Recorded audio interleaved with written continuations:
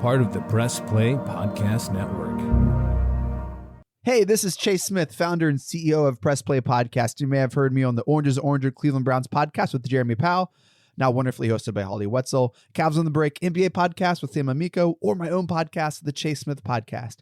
I wanted to take a few moments to talk to you about a brand new subscription-based podcast we're offering this football season, the Press Play Sports Podcast.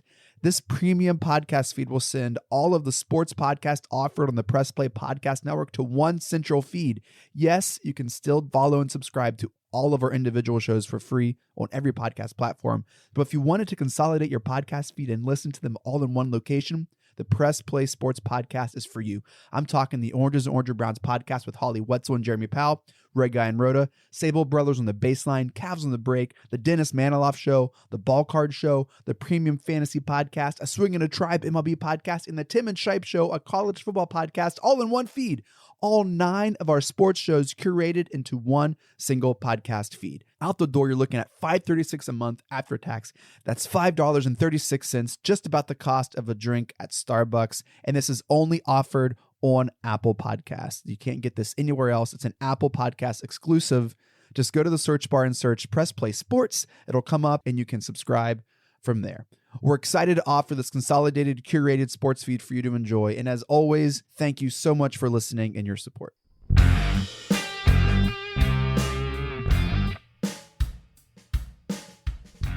Back at it again for episode 11 of the Ball Card Show. I'll remind you, the sports podcast for the sports collector. I'm really glad at least one of us can say that without stumbling all over themselves and borderline saying words we shouldn't over the air. Inappropriate. It wasn't on purpose. It could play on Spotify just fine. It's just Apple will flag it. Well, since I don't like Apple products, I guess that doesn't matter to me. Yeah, it makes you way smarter than everyone else. That's what I've learned about Samsung people. I thought you were saying that's what you've learned about me, that I'm just way smarter than everybody else. Non-Apple products, people that make a point of it, just want you to know that they enjoyed trigonometry in high school, while the rest of us were... I didn't enjoy trigonometry in high school, but I do like being able to use play the Mario device. On a TI 83 Plus? No, but I just like to be able to use the device that I paid for in whatever way I choose to use it, not in the way that the company who sold it to me chooses to use it. Apple, we'd love to have you as a sponsor on the show. I know that Press Play Podcast Network would enjoy it as well. So don't hold what... I'll boycott that episode. This babbling idiot is saying next to me. You're still king. Nah. You're still Panini, but Fanatics might be around the corner. I hope in that situation. I mean, I think that there's more Android devices sold every year than Apple devices. But really what we do on this show is we talk about cell phones. The cell phone podcast for the cell phone fan. Yeah. Didn't work very well? Yeah. I tried. Just think. So anyway, we're going to jump right in. A few things we're going to highlight tonight. We got to recap a little NFL. We got to talk about the playoff race for the MLB. And then Gary and I just have a difference of opinion here. Hey, I've got a little burr under my saddle, and we're going to hash it out. Burr under the saddle, thorn in the side, turd in the punch bowl. Tua on a cart with bruised ribs. My feelings being hurt. You couldn't even make it past the introduction before you had to start talking. Let's get Tua out of the way. It's not time, but you want to talk about it. Well, no, I wanted to make a joke about it, but if you want to get Tua out of the way, we can. I mean, we can just go NFL first. Let's go NFL first because okay. I'm going to let you start there. I want to disagree. But you can't. It's hard. Go ahead. Give me your theory. It's not even a theory. It's just reality. So yeah, theory. It hasn't been proven yet. And I will say this. The first person I heard talk about this is not somebody that I'm a fan of. I think he is a blowhard in most instances. But he was right on the money on this one. And that Bruce Buffer? No, Colin Cowherd. I thought you were going to be like, Bruce, it's time. Nah, Colin Cowherd, I think, is a blowhard. Let me try it again. It's time. It's too high. Yeah, it's not good. It's not good. So we're going to go back to where I was at. One more time. Colin Mockery. Colin Cowherd, really a blowhard in a lot of ways, but he was right on this one. He made this statement right before the season started, once final rosters were cut down, team captains were announced. There are 2 starting quarterbacks in the NFL who are not captains of their team. The first one is Mac Jones, and that's because captains were voted on for the Patriots before they cut Cam Newton. The other one is Tua. Played football for a really long time. One thing I will tell you is that you can't fool players. Players know. If a room full of players is not voting for their quarterback to be a captain on their team, that should tell you all you need to know about the guy. The dude got hit.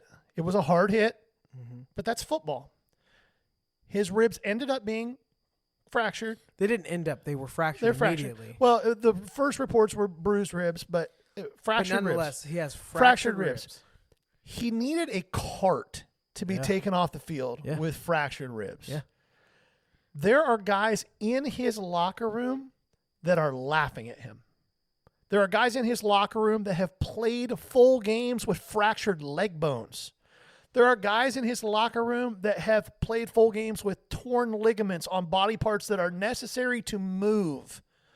This dude got taken off on a cart with fractured ribs. Yeah, but theatrics is half of it because It's a lot LeBron did of this it. same crap over what was that? A sprained ankle where he had him carry him off. Remember that Yep. whole scene? Absolutely. I mean, he has a few. I guess stats might be a little better over his lifetime. Yeah, but, I mean, maybe a consensus top 5 player of all time. Yeah. yeah. Tua is not. Yet, Ever. I will say this, and I had 2 hot takes over the weekend watching football. The first one is that it would not shock me at all if Tua doesn't take another snap this year for the Dolphins. Wouldn't shock me at all, especially if Jacoby Brissett comes in with a full week of preparation he can do the job. Yeah. and does the job and the team rallies around him. Wouldn't shock me at all if Tua doesn't take another snap. This is still a pretty talented squad right now. The defense is Young. spectacular. Talented. We talked about it last week. Yeah. Myles Gadsden's better than you think he is. Jalen Waddle looked good 2 weeks in a row. Devontae Parker finally living up to who he was supposed to be coming out. The other hot take I had, if we're talking about NFL, is this. Urban Meyer may get fired before he has a chance to resign because of health concerns in Week 10. Yeah. Who was it? Trevor Lawrence has similar or worse stats than Sam Darnold after his first couple weeks in. Oh, yeah. Trevor, and here's the thing, though, and this is something that's really important to remember. Is it that heavily about coaching and play calling? Absolutely. Because Do players. you think he's elite? So here's He's what not I'm getting elite at. yet. Here's what I'm getting at. Not even the same hype with Tua. Tua comes off an injury, but you have 2 of your top prospect quarterbacks underperforming early on. You're less nervous about Lawrence. Here's why. It's very well. I'm less worried about Lawrence for when it comes to him and Tua for 2 reasons. One, Lawrence just physical natural ability is we're not even on the same planet when we're talking about him and Tua. The reason that I think Tua is bad is very simple. He's on a team with a coaching staff that's really good, and every other person that they've plugged in to play quarterback there with that coaching staff has played pretty well. Mm-hmm. He hasn't. Trevor Lawrence, the flip side of that is this. We all watched Trevor Lawrence for 3 years at Clemson. He didn't forget how to play football. He didn't lose his physical skill set. In football, more than any other sport, as players, you are taught from a very early age, trust your coaches. Your coaches watch film with you. They give you scouting reports. They say, this is what you should look for. This is what you should be seeing. This is the read you should make when this happens. Through 2 weeks, there have been probably 20 snaps where it's been obvious that Trevor Lawrence has no clue what he's looking at. That's coaching. He didn't forget how to read defenses. He's still trusting his coaches like he has his whole life because that's what he's been taught to do, and they're coaching him badly. So I'm just not convinced how I don't disagree that there's an issue there, but I don't think that problem completely is accurate on one side and not on the other between him and Tua. Well, again, So Tua didn't forget. but Tua was playing all my guys are better than any of your guys for 3 years in college. Yeah, Clemson was rough. Well, Clemson wasn't rough, but their receiving core wasn't what Tua Tagovailoa had at Alabama. How many of those receivers have gone in the first round in the last 2 No, I years? hear you. How many Clemson receivers? Hunter I Renfrow just is the think- best receiver he had. I just think you're being a little harsh on my I guy think Tua. if he wasn't for playing for the Dolphins, you would be agreeing with me completely. Well, I'll say this. I told you this in the offseason. I was hoping for a Deshaun Watson trade. Still may happen. Because if I had to take chances on Tua exceeding the talent of Deshaun Watson, Never. that's high hopes for any quarterback. Yeah, agreed. So, yeah, it's early in the career, but it's early in the career with some massive injury recovery. We still haven't seen him settled in. So I'm concerned. I'm not going to say he's soft as you are. His ribs were fractured. That's a super painful injury. You're an NFL player. Suck it up, Buttercup. Yeah. I mean, All right, NFL Week 2. We're 10 minutes in, just over to it. If you're still with us, which there's no chance you are, we're going to recap a little bit of Week 2. Not in the notes, but first off, I'm going to say Stella got her groove back up in Green Bay. That was an incredible performance by Mr. Aaron Rodgers. this guy last week complaining about the team I drafted for him, and then we face each other in fantasy football, and I have Derrick Henry who goes off. I'm up by like 60 points going into Monday He night. had a 50-point game, right? Yeah, I'm up like 60 points going into Monday night, and then all of this dude's Packers go off. Devontae Adams. That's right. So does that Aaron make me the Jones. winner? Well, it makes you the winner of that game, but who drafted your team? Off of my preferences. No, you literally gave me a list of I told you what Positions- order. Yeah, if I would have positions to said draft different in what position rounds. order, then I would have been that team. Don't give me that. in any You of them. you hate Tua and you gave him me as the backup? Because I know you love the Dolphins. That's not what fantasy football is. He was a backup quarterback. You should be streaming your backup You had a quarterback couple anyway. questionable picks. Did I really? Green Bay wasn't last week, but the point is, I won. For our did? next matchup, I think we're gonna have to put something on it. That's so people fine. will hear about. We can put something Week on 2 recap. Aaron Rodgers went off, as you know. Yep. Let's talk about Cooper Kupp. Yeah, Cooper. So Is he fully recovered from this bad injury he yeah, had? so Is he on his game? player-wise, when we talk about some of these players that we're about to talk about, most of the players we're going to hit here are guys who are either we think are super undervalued or guys who, while they may have a high value right now, there's still massive room for growth. Cooper Kupp is a guy who is ridiculously undervalued in the hobby. He is, every time he hasn't been hurt, he is a top 10 receiver in the league, stats wise. He finds himself open. Yeah, I mean he's just that guy. He's not super crazy fast, but he knows how to create separation. And I think he's either first or second in the league in receiving. I think he might be second because Deebo Samuel might be first. He's got Matt Stafford throwing him the ball. It's crazy what happens when good receivers have a quarterback that can actually deliver the ball to them consistently and isn't afraid of a blitz. Deebo Samuel, I think, is the next guy that was on our list. Hurt most of last year. A lot of people coming into this year thought that Brandon Ayuk was definitely the first guy on that team, the number one guy. Deebo was going to be a slot guy. Guess what? Deebo had something to say about that. He's back healthy and lighting it up with Jimmy G. David Carr. Now, this was in the hobby, the David Carr rookies was like a whole push of like. Oh, there was one guy making Vegas a whole push. Dave. Vegas Dave. That dude's a douchebag idiot. So if you're listening, Vegas Dave, we don't like you. You're a douche. And you can still be a sponsor. Reach No, out to the I'm. PT. You know me. I'm a pretty principled guy. I don't want your money, Vegas Dave. I'll take his share of the money, Vegas Dave. And you can send me the next Jordan rookie you're going to burn. Yeah, what an idiot. Yeah, so if you're not familiar, there's this guy, Vegas Dave. He's an Instagram guy. He's a gambler, supposedly a super wealthy guy. He's made his money sports betting. Although I saw a picture that he posted over the weekend with his one-of-one flawless David Carr rookie that appears that he lives in about an 800 square foot apartment. Now, let's not. I hate fake people. It bothers me That could be his deeply. hotel room. Well, good for him. I mean, that's cool. Whatever. He sunk like $2 or $3 million into David Carr, and it never panned out. But I will say Better this: start selling some this week. yeah, David Carr is playing lights out through 2 weeks, and it's obvious that his teammates believe in him, and he's never faltered in his belief in himself. I'm not sure what's going to happen this week. I know he's got a sprained ankle, but it looks like he's probably going to play. I don't think you're going to go too terribly wrong at the price point his stuff is at right now. I don't know that I'd buy a bunch of his base stuff, but if you can snag a rookie auto or some numbered stuff or some colored stuff, I don't think you're going to be terribly wrong. He looks like he did about 3 years ago when he was running away with the MVP before he broke his leg. So that's David Carr. Sam Darnold, boy Listen, wonder. back to what we were talking about with coaching.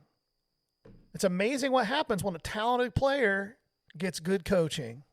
Sam Darnold gets away from Adam Gase and from the nightmare situation that is Adam the New York Gase's Jets. gaze. Oh, he's awful. No, I wasn't. Oh, you were saying- making a joke? What did you his- think? Hold on. What did you think I just said? I thought you were correcting the way I was pronouncing his name. No, I was saying the way he would gaze. Don't you remember the video of him staring off into space Oh, because he didn't know what was happening? because he was tripping balls? Yeah, he was an idiot. Yeah. Sam Darnold goes to a team where there's an actual program and a culture in place and maybe some receivers to throw to, and holy crap, he looks like a legitimate NFL quarterback.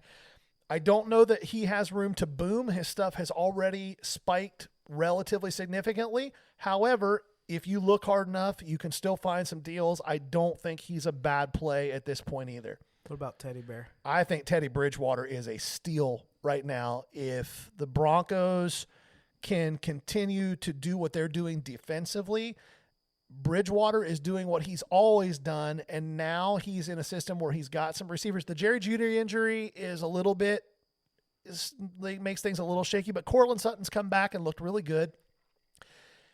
Teddy Bridgewater is doing all the things that made him a decent quarterback for years. He's taking what defenses give him.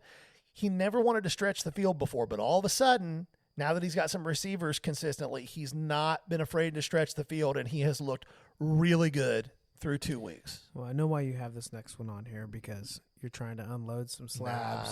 That's not why he's on there. It's not going to hurt to push it a little. Well, it won't hurt to push it a little bit. That's really not why he's on there, though. Kyler.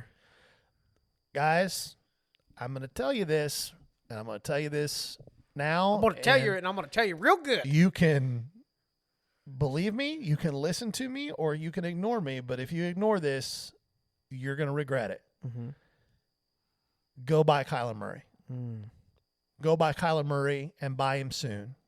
Here's a very simple reason why. If you guys could see the intensity in Oh, Gary's eyes right now, he's literally leaned in so far. He's basically making out with the microphone.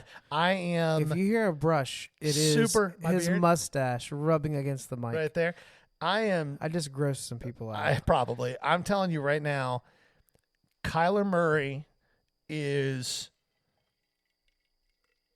almost, and I'm not going to proclaim that he is as good because he's not. He is almost as good of a thrower of the football as Patrick Mahomes is. And he is almost as good of a runner of the football as Lamar Jackson is. That makes him ridiculously good. Would you call him a hold then? Yeah, he's a buy and hold. I think that his stuff is going to be in 2 or 3 years. His silver PSA 10 rookies are going to be $6, $7, $8 Yeah, I had a couple 9s I sold for $120. Yeah.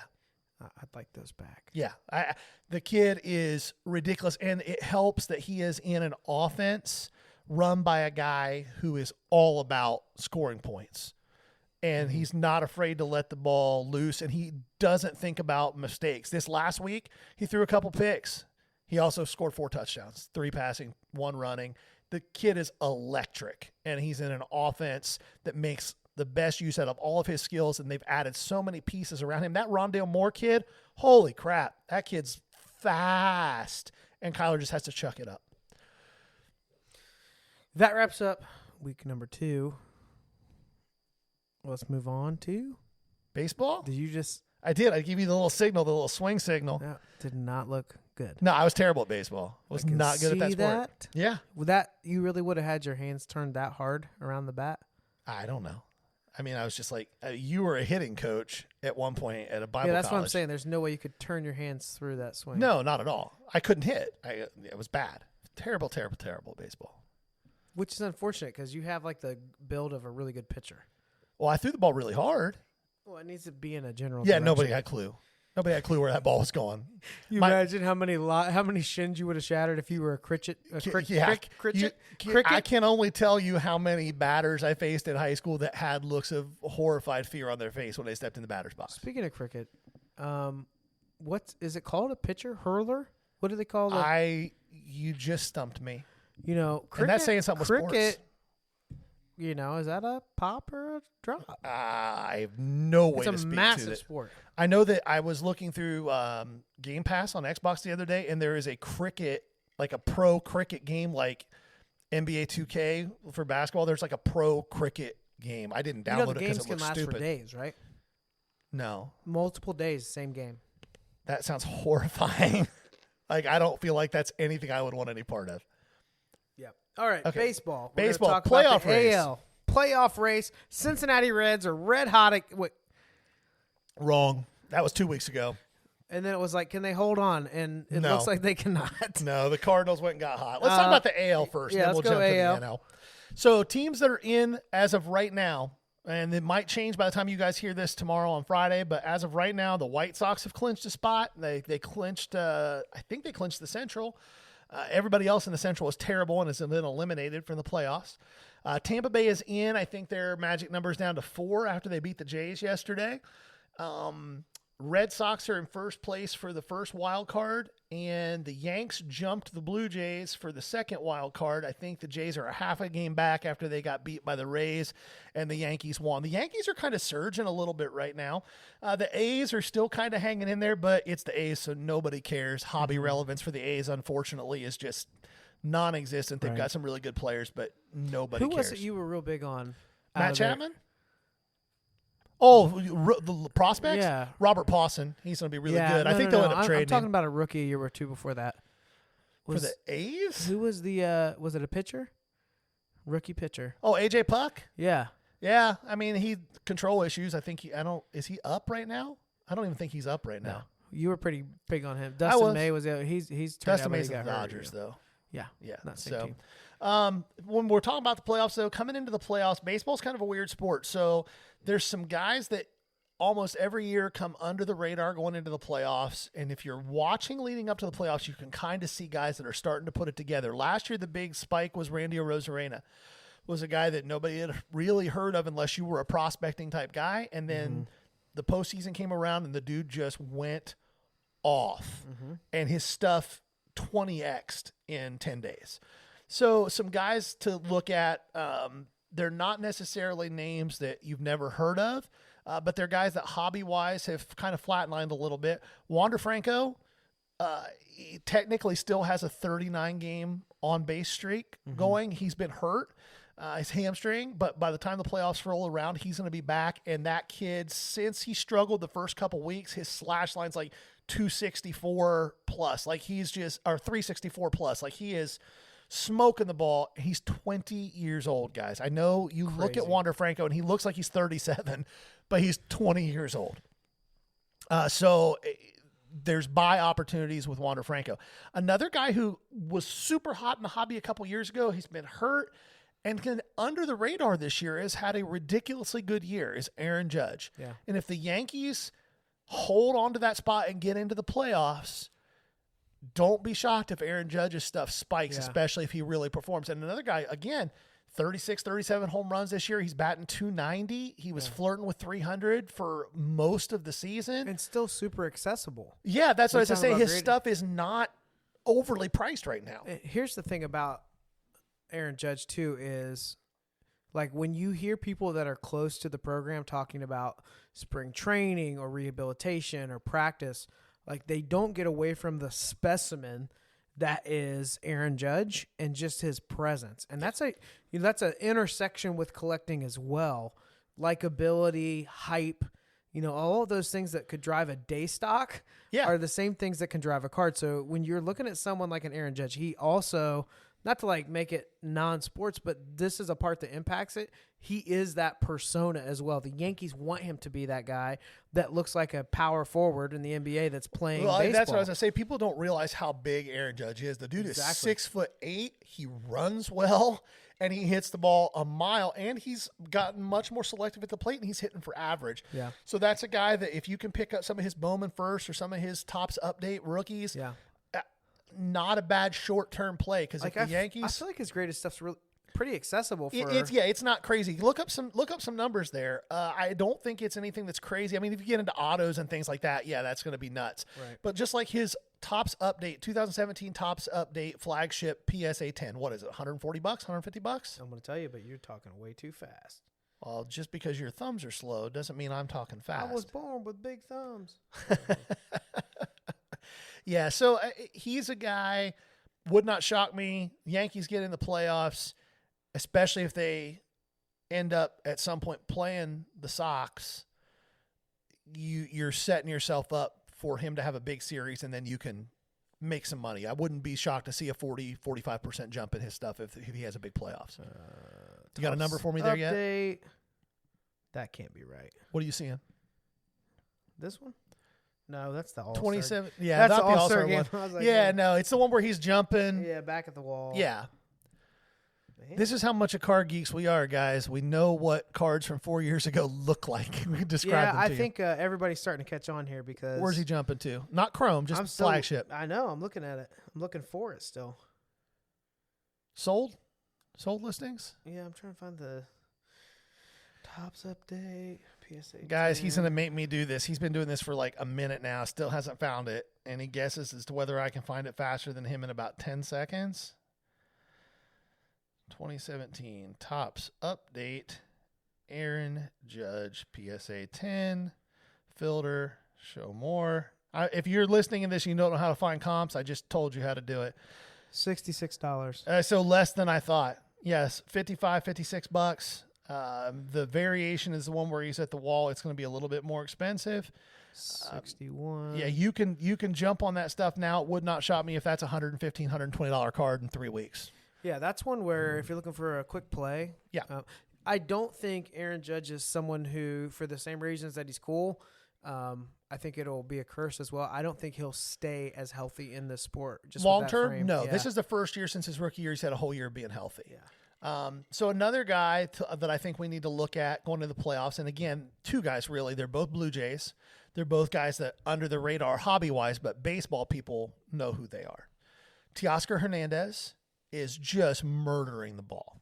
And I think his first Bowman's 2016, 2015. Still very accessible, just killing the ball. The other guy that is putting up MVP level numbers in any year where Vlad wasn't doing what he was doing and Ohtani isn't doing what he was doing, Marcus Semien would be getting legitimate MVP talk. I think he's at 40 home runs, batting .285 with 106 or 107 RBIs with a couple weeks left. 2015. 2015. Okay, I was close. Teoscar Hernandez. And his stuff is not crazy expensive at all right now, unless it's spiked in the last couple of days.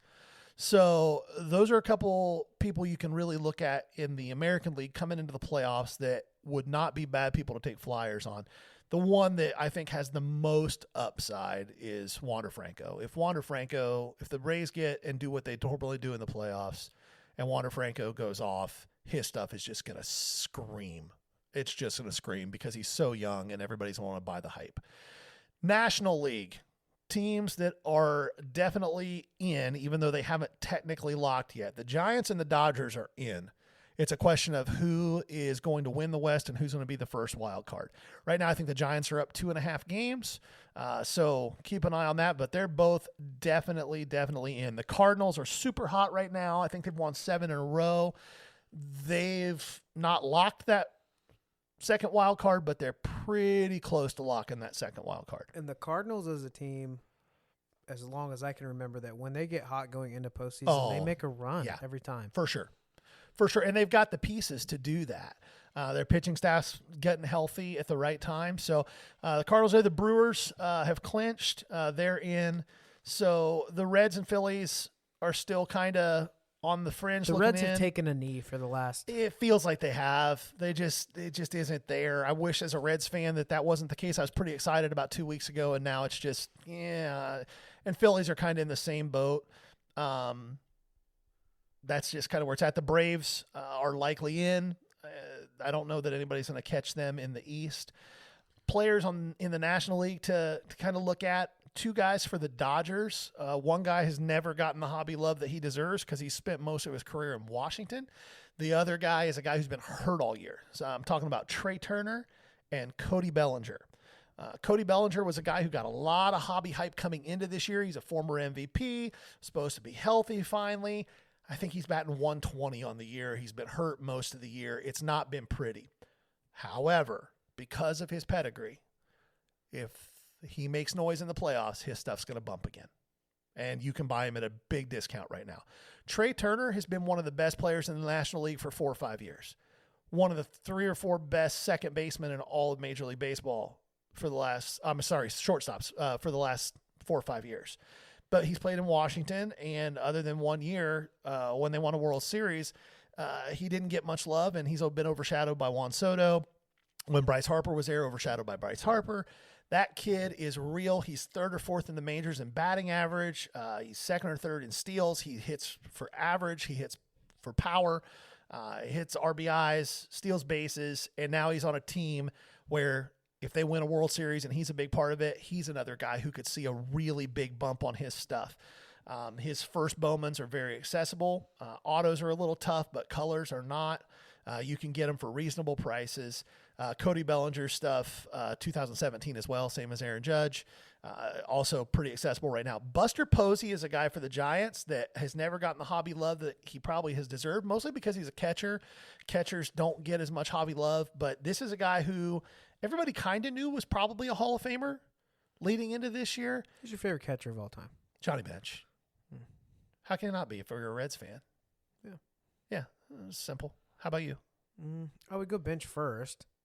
Probably Ivan Rodriguez second. I was going to say Pudge. Yeah, I was going to he's say probably Pudge. my second guy. Yeah.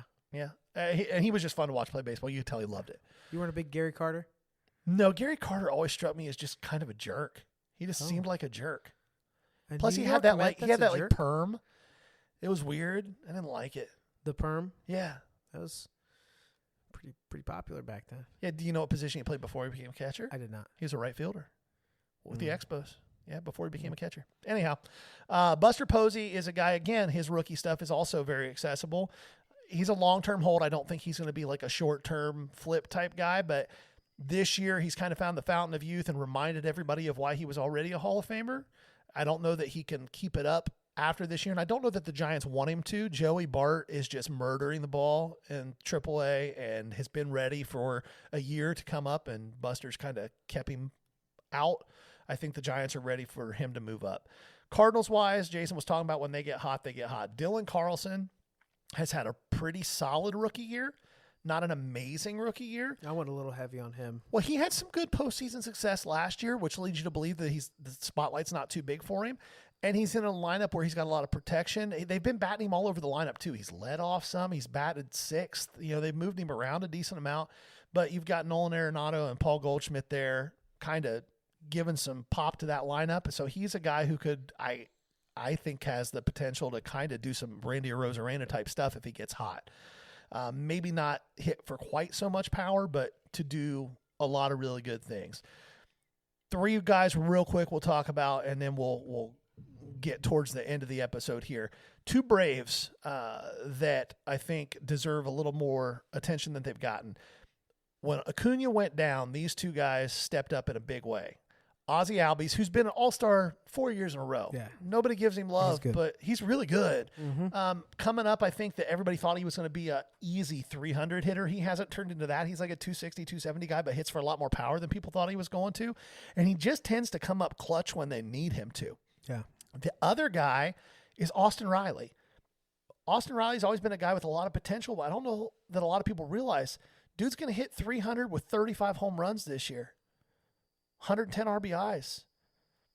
And it's his 4th year in the league. Like, he's not a superstar, but he's definitely made the jump to star. And with a big postseason, Braves have a massive fan base. People don't realize how big the Braves fan base is. Outside of the Yankees and the Red Sox, it might be the biggest fan base in baseball. Yeah. And if he comes out and the Braves make a run, that's not a bad investment either. Last guy's a pitcher. Pitcher's getting no love. Corbin Burns is doing historical things this year, guys. Historical things. He added a cutter that he throws about 95 miles an hour, and it's made him almost unhittable. And the Brewers don't have much else. That's not a bad tool to have in the bag. No, not at all. It's like the Indians closer. Like, that dude throws a 102-mile-an-hour cutter. You can't hit it. How do you hit a 102-mile-an-hour cutter? You guess. You guess. That's exactly right. You guess and hope you're right. Corbin Burns is a guy and pitchers in general, unless it's, the Max Scherzers, the Justin Verlanders, Zach Greinke's, you can get pitchers and get in early on them. And Corbin Burns is a guy that you can get in early on. He's a long-term hold. But if he can maintain health and do what he's doing, it wouldn't shock me if he's in that conversation 8 or 9 years from now. So that's baseball playoffs. There's a lot going on playoff-wise, baseball-wise, and there's always a lot to talk about. We could do 2 hours on it. We won't because you won't listen that long. I don't blame you. All right, so we've had this debate. Not much of a debate. We were just talking about it earlier, but we're going to talk about pop reports and population and like how much does it really matter? Why? How? A lot of other podcasts, videos, websites, you'll hear so much conversation about pop reports.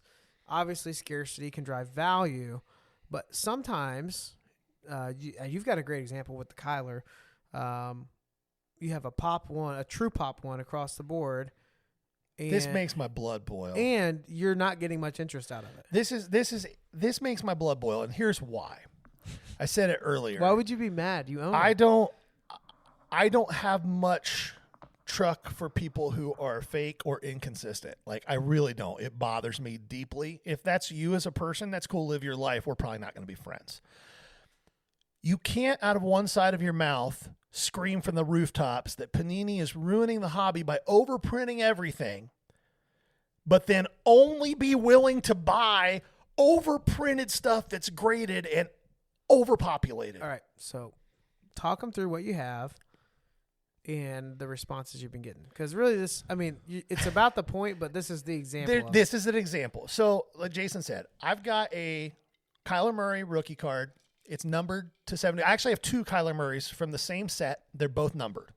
Okay. The set is Panini Unparalleled. People will go, oh, and it's only people who have just come into the hobby in the last 2 years who go, oh, well, that's not a very good set. It's not very desirable. Bull crap. When 2019 Unparalleled released, a hobby box was $180. It was 8 packs with 8 cards, 64 cards. In 2019, Prism hobby boxes were $200 and 12 packs and 12 cards. Say that again. Yeah, they were $200. Hobby. So it's a 10% difference, but really Unparalleled was roughly 50% more expensive because there's half the cards in the hobby box. Okay? Unparalleled is a set that really looks nice. It's an extremely difficult grade because it's foil face, full bleed. It's also a relatively thin cardstock, so it's very susceptible to dings, very susceptible to scratches, and Unparalleled, is the name rings it very well. There's lots of different types of parallels and numbered things. So this particular example, I happen to have a Kyler Murray that's numbered to 75 and a Kyler Murray that's numbered to 150. Now, these are not inserts. They're the base Kyler Murray rookie. They're just the parallels of that. One's the Infinite and one is not Cosmic. I'm trying to think of what the other one is. Either way, it doesn't matter. It's numbered to 150. The Infinite is to 75. These are both graded, and they are both true Pop ones. And when I say true Pop ones, what I'm saying is that they're both in SGC cases, and it's not a Pop 1 SGC. There is not a PSA 10 in existence of this card. There is not a BGS 10 in existence of this card. There is not a GMA 10 in existence of this card. There is not an HGA or CSG or anyone else. It is literally BCCG? Likely not. Couldn't tell you. There's no Pop report for that trash. Well, long story short, it doesn't exist anywhere else. And it's numbered to 75. and you want to sell it. I've been looking to move it, yes. Although the way But Kyler why? started off this year, I may not. I may just hold it. But the reality of it is that people are buying Kyler Murray base Prism PSA 10s for $600, $700, $800. They have a pop of like $3,800. People are buying Donruss, not even Optic, Donruss Kyler Murray rookies in a PSA 10 slab with a pop of over $5,000 for $350. Sitting on a true Pop 1 that's numbered to 75, no traction at all. So my point is this. Don't tell me that scarcity matters. Don't tell me that overprinting is killing the hobby. When out of the same side of your face, you're telling me that, oh, but that Pop 1, it's just not very desirable. I'd rather have this Prism that's populated through the roof that was really overprinted than this Pop 1 card. I think it has a lot more to do with how people perceive these different products now. Really? Yeah, Because I've got a CD you Lamb that's a cannot Pop. tell me- I've got a hold CD on. Lamb that's a Here's what I'm Pop saying. 2 in Prism. Here's what I'm saying. Calm down. You've Okay. been talking a lot. You have. Here's the daggone Shakespeare monologue. You know. You know, repeating it but soft. What light through yonder window breaks? It is the east, and Juliet is the sun. Arise, fair sun, and kill the Stop. envious moon who is already Stop. sick I'm and going to pale talk and again. green. People are going to want That me to talk vow you more. made are far more. Okay, I'm done. Please. What was I saying? Oh, Yeah. so yeah, there was a 10% difference at that point. There isn't now. I'm saying there's such a young collector's base that people are viewing those Prism, like the Prism product, as a way more of a gap than the 10% that it costs in the LCS. And that's fine. That's fine. But don't then complain that it's being printed too much. Don't then complain that Panini's killing the hobby when you're a jackass and you're paying $800 for a card that there's literally 200,000 of.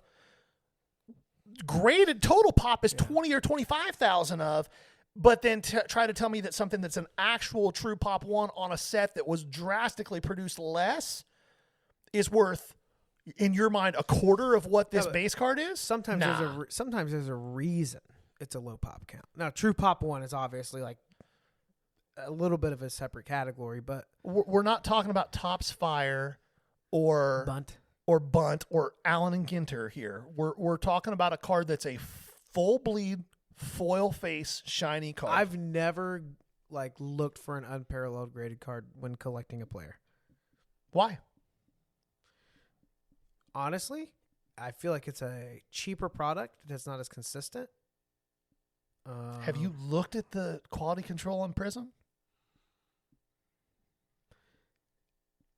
How about this? I'll go a step further buying graded cards. I don't care what my eyes see when it's in the slab. And that's the problem with this hobby. But you see what I'm saying? If I'm buying a 10 and I'm thinking it can never be less than that 10 if I leave it in the PSA slab. Yes, but actual savvy investors, not the sneaker boys and the flippers and the day traders. Are you calling me a sneaker boy? I'm calling anybody who buys the slab and not the card a sneaker boy. Yes. Not an either or. It's a both and. But it's not. If I see there are two cards, I can pull up 2019 Prism basketball Zion Williamson PSA 10s, and there are some PSA 10s that the card is damn near off the card. Well, I'm not buying that one. Well, but you just said it doesn't matter if it's in a slab and says I want to 10. see a 60-40 window, right? Like But my point is that when you're talking about collecting, you can't say that overproduction matters when, as a collector, you then assign drastic value differential to things that were overproduced versus things that were not. They're both pieces of cardboard that have a picture of an NFL player on them, correct? Yeah. One, there's 200,000 made, and one, there's 50,000 made. Why do you assign a value 10x to the one with 200,000 made? How many pairs of Shaq's Walmart sneakers you got? And we're not talking about the same thing. Yes, we at are. all. Yes, we are. No, we aren't. Yes, we are. And which one is made more? Shaq Walmart sneakers. There's drastically more Shaq Walmart sneakers than there are limited release Nikes. There's some ugly shoes that get dropped, though. I'm not saying there aren't, but we're also not talking about ugly cards. I would Collectors are into aesthetic. They're into agreed. so if there is a product that there's not as much excitement about, a true Pop 1 might be competing with a Pop 10 of Prism. Until Prism is not Prism and something else is. That's what I'm saying. I agree, but tell me that is not an attractive card. You guys can't see this. For those of you listening in right Tell me now, that's not an attractive card. What I'm looking at here is a landscape version of a Kyler Murray rookie. It is a foil from Unparalleled with purple fireworks in the background. And I'll have to admit, daggone it, it is beautiful. It is a good-looking card. Tell me that is not a better-looking card than, say, a just base Prism card. if you are not a super Kyler collector, but you are a player that's a collector that's like, hey, what players do I see upside on and investing in? Do you typically search unparalleled? I search for numbered and short print cards, period. I would rather have a short printed card from a set that other people might not think of as high end than a base card from what people would consider a high end set. I think that is a huge differentiator between you and some collectors. Well, I think that's a differentiator between collectors and flippers. I would disagree with that. You think? Yeah. Yeah, I think some people want like that. So for me, when I think of cards that like stand out to me, when I think of a Griffey rookie, what card should I think of? Typically, most people think of his upper deck and then his Donruss. Right? Yeah. So I think that there's still enough of the younger generation where it's like iconic, and there's part of it where it's like I want the rookie, like the. You understand? Yes, I think maybe kids won't be that way as much, but like, why was the upper deck rookie the iconic rookie? You can't say that it's because it was an SP. No, but it was. Upper Deck was less produced than Topps and Donruss. Printed. No, they printed that same year for 3 years. It tanked Upper Deck. That's literally brought down Upper Deck because they made that 89 Upper Deck rookie till 1992. I mean, that's a fair point. All I'm saying is that at the end of the day, let's go before what people consider now to be overproduction. Let's use Patrick Mahomes. Myself, and I think anybody with a basic understanding of economics would rather have a numbered Patrick Mahomes rookie card than a base Prism Patrick Mahomes rookie card. Can it be a numbered Prism versus a... Well, now that's a whole different ballgame. That's a completely different conversation. I think you're wrong with your premise. I don't think you can say most people would say that. Because apparently a lot more people would rather have the Prism Kyler 10. But the thing is, would they? Well, apparently that's what the market's telling you about Kyler right now. That just doesn't make an ounce of sense. That's what I'm saying. Is like, but whether you agree or not, it's perception. Yeah, all I'm saying is that the thought process, and if that's the market, cool. But those same people don't get to bitch and complain about overproduction. Yeah, that's my point. Don't tell me everything's overproduced. By the way, I'm going to spend $800 on this graded base rookie card. That's what they say whenever they're mad that they haven't been able to find anything and they see people with crates of stuff that have a deal with a distributor. Yeah, that's all my point is don't tell me that everything's overproduced, but then you're also willing to pay stupid sums of money for stuff with pop reports in the tens of thousands. We need to figure out how to do it because we don't do a lot on Facebook, but we need to do a survey on there. Do pop reports matter? Sure, I can set that up. We'll figure that out. That's an easy one. We'll do that. Thanks for listening, guys. I think we capped it all off there. I mean, 48 minutes of you talking. You got my rant? I think I got 3 sentences in. Oh, stop. I mean, I'm over here like just zoned in. You're zoned all right. All right. Thanks for catching us. We'll see you next time on the Ball Card Show. Appreciate you. Hey, you want to try that one more time? I'm going to say the Ball Card Show, and then you say the. No, I don't want to. I tried once. Thanks for joining us on the Ball Card Show. The sports podcast for the sports collector. I wish you wouldn't have done it now. I got